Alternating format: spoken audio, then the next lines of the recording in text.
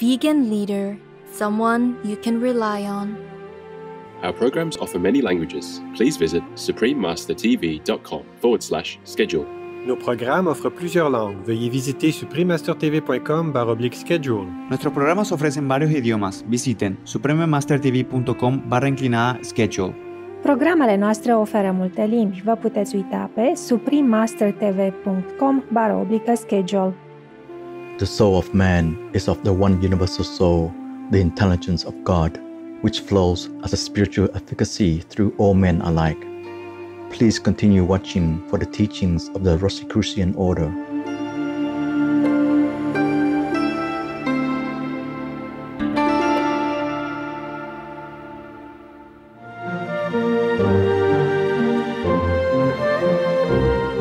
If you hear the phrase "Hur står det till?" while visiting the lovely Åland Islands, then you are being warmly greeted with "How are you?" in Swedish, the official language of this archipelago. Inspired viewers, my name is Mila. The compassionate people of the Åland Islands send you thankfulness for being caring and responsible world citizens as you set a wise example by living a fully vegan lifestyle. May heaven grace you with many blessings. Welcome to Light, Illumination, and the Law of Change from the Sanctuary of Self, Rosicrucian Order Library, Part 2 of 2, on Words of Wisdom.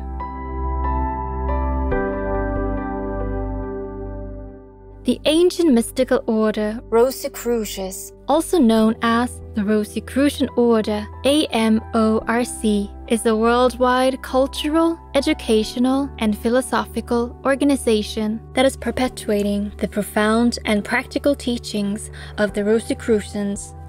These teachings, as passed down and added to over the centuries, from ancient Egypt to Europe and now all over the world, pertain to the mysteries of the universe, nature, and humans themselves. The Rosicrucian Library is a source of spiritual wisdom and insight that includes the important writings by the respected imperators of the order, such as Dr. Harvey Spencer Lewis, Ralph M. Lewis, and Christian Bernard. Let us now continue with the reading of the next chapter 7 in the Sanctuary of Self by Frater Ralph M. Lewis, entitled Death, the Law of Change. We will learn about the Rosicrucian Order's view and explanation on death and its essence.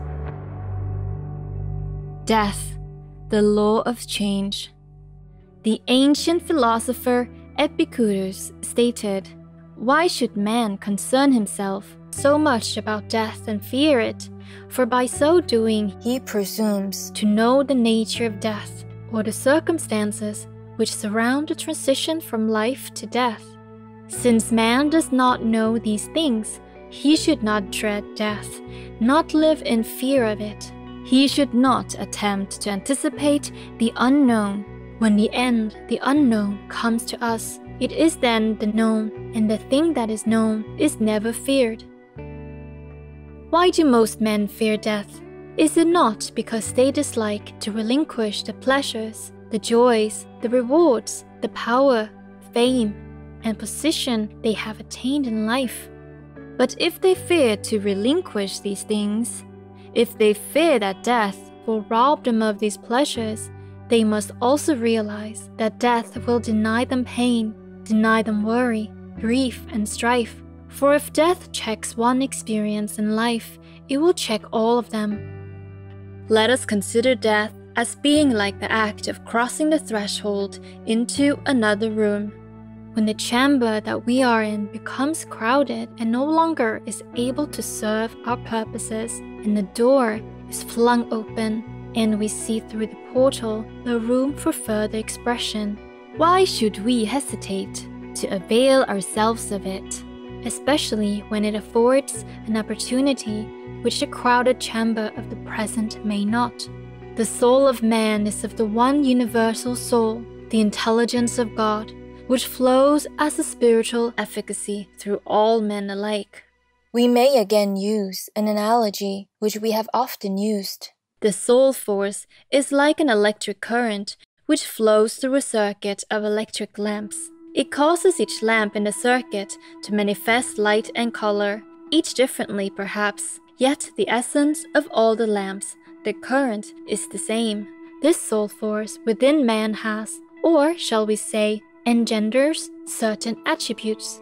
The principal one is known as the psychic body. This cosmic intelligence or soul force is not confined to one area, section, or organ of the body, as many philosophers once thought. Rather, it permeates each cell of the matrix of cells of which the human organism is composed.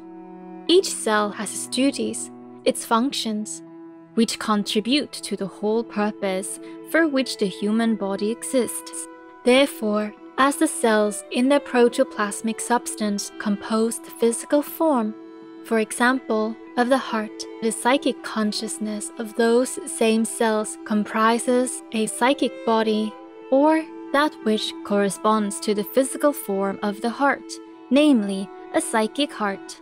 At death, or that transition which separates the body and the spiritual qualities or soul forces of man, what happens then to the psychic body?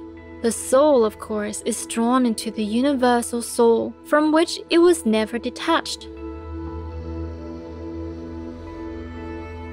For analogy, we ask the question, what happens to the electric current? When you turn off a light or switch off an electric fan, the current still exists, ready to manifest again when the material connection has been provided. The psychic body, or self of a human, is only absorbed into the universal soul. It is not lost. Rather, it harmonizes with all of the personalities and the psychic bodies that go to make the one cosmic soul. Again, we ask a question to further our point. What happens to the colors red, green, and blue when there is no medium, such as a prism, to diffuse white light? The wavelengths of those colors are all blended together to make that harmony of all the colors of which white light consists. So it is with the psychic bodies and personalities in the universal soul. Just prior to the last breath, on the occasion of transition, the psychic body projects itself, that is, it seems to extend a few feet from the physical body. It is not liberated, it still is bound to the physical body by the silver cord, a traditional mystical term for that essence of the psychic body which remains attached to the living physical body. The greatest essence of the psychic body at such a time can be sensed, or rather I should say, perceived as a cloud or haze. Sometimes it is in the form of an oval, from an end of which there is seen to descend the silver cord as a kind of spiral or vapor. The smallest end of the spiral appears to enter the body at the solar plexus. With transition, therefore, there ends on this plane the consciousness of self and awareness of any irritation. From the Rosicrucian concept, cremation is the ideal manner in which to dispose of the body. The physical element of which the body is composed, in and by themselves, no more constitute man than does a wax figure. It is our duty, therefore, to aid them to return to the original state as soon as possible, and cremation does this.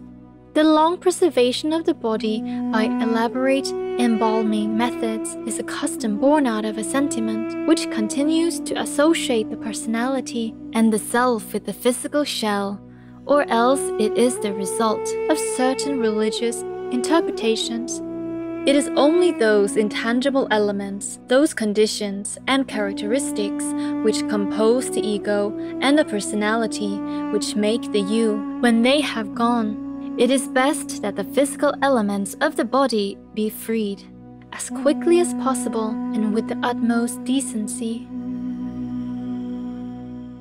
Honorable viewers, it was a pleasure to have your company for today's Words of Wisdom. Coming up next is The Real Love, a musical that unites hearts, part 6 of a multi-part series right after noteworthy news. Please stay tuned to Supreme Master Television for more uplifting programming. May we all know true oneness of the heart's universal peace and brotherly love on earth in God's mercy. Our programs offer many languages. Please visit suprememastertv.com/schedule and suprememastertv.com/WOW. Heaven is watching. Stop warring.